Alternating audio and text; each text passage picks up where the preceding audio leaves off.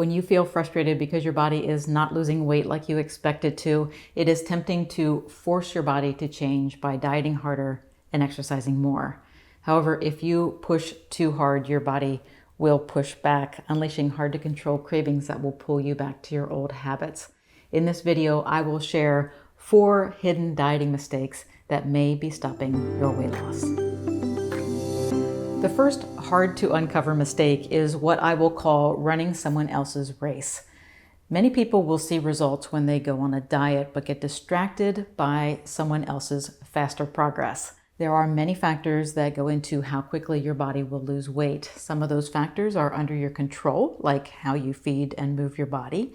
But other factors, like your age, health history, genetics, and metabolism, are not fully under your control. The reality is that you may shed 4 pounds in a month while your spouse sheds 8 pounds eating the same food. Those 4 pounds show that your body is losing weight, and the weight is coming off at about a pound a week, which is steady and consistent progress. If you continue to run your own race by sticking with your plan, you will reach your goal. But if you get distracted because someone else is losing 2 pounds a week, you'll feel frustrated and get off course. The solution is to put blinders on and run your own race. Health is a goal worth pursuing, and reaching a healthy weight is an important part of that goal.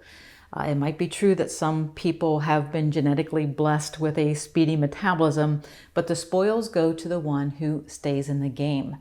You may have a slower metabolism than someone else, but if you stay in the game, you'll reach the finish line. To maintain that focus, you need to avoid the next hidden mistake, which is not celebrating your victories.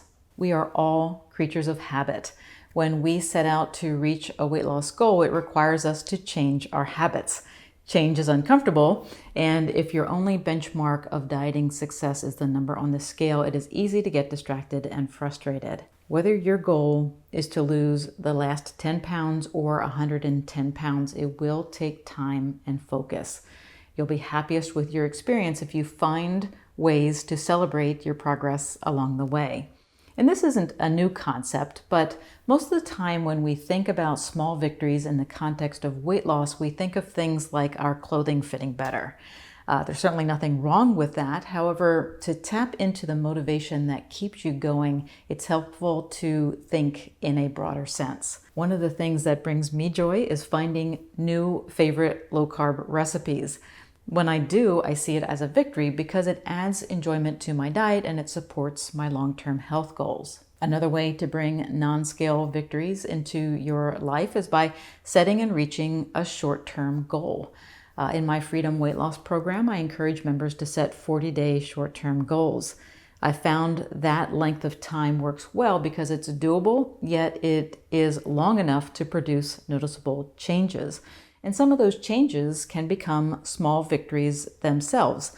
For instance, you might celebrate the fact that you no longer snore at night, or that you can now walk a mile without pain because your joints feel better.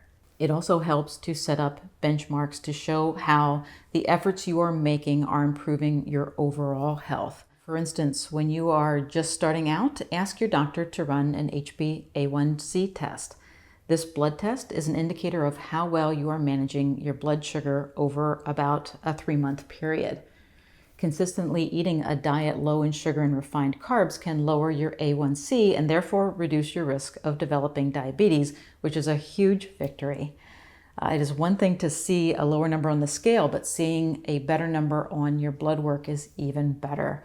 Blood work doesn't improve overnight. It comes about thanks to consistent effort. And this leads us to the next hidden dieting mistake, which is trying to trick your body into changing. There's nothing wrong with looking for an edge to accelerate weight loss, and there are supplements and other things that support your dieting efforts. However, as I often say, supplements are called supplements for a reason. They supplement a healthy diet. There is no supplement or trick out there that will override a poor diet. Likewise, there's no shortcut when it comes to turning your body into a better fat-burning machine. If you follow my channel, you know that I teach a low-carb way of eating. Carbohydrates are a quick and easy source of energy for your body, but they are not the only energy source. Your body can also run on fat that it gets from your diet or pulls out of body fat. When you reduce the carbohydrates in your diet, your body must switch to using fat as a primary fuel. This is what you want, but the switch from being a good carb burner to being a good fat burner doesn't happen overnight. If you flip-flop by eating low carb for a few days, but then have a high carb day before going back to low carb, you don't give your body time to create the enzymes and pathways it needs to efficiently run on fat. In other words, there's no quick trick that will make your body a better fat burner, but it will happen with consistent effort. The solution is to team up with your body. Your body is not your barrier to weight loss, it is your ally. Give it what it needs, and it will give you what you want. To do this, you need a game plan, which brings me to the next hidden dieting mistake. Now, some of you have taken notice to the decorations in my home that show that we are Nebraska Cornhusker fans. My husband grew up in Nebraska, so I became a fan through marriage. And when we were first married, the coach of the football team was Tom Osborne.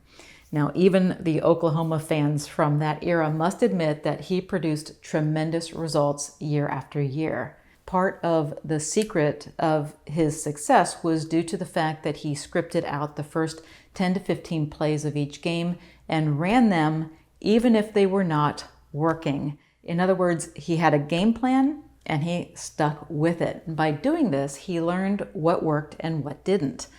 This knowledge helped him to make the right coaching decisions as the game went on and ultimately made him one of the winningest coaches in college football history. You can adopt this concept of sticking with the game plan and use it to your advantage when it comes to losing weight. When you go on a diet, you want to see the scale go down every day. However, the human body is a complex and dynamic system.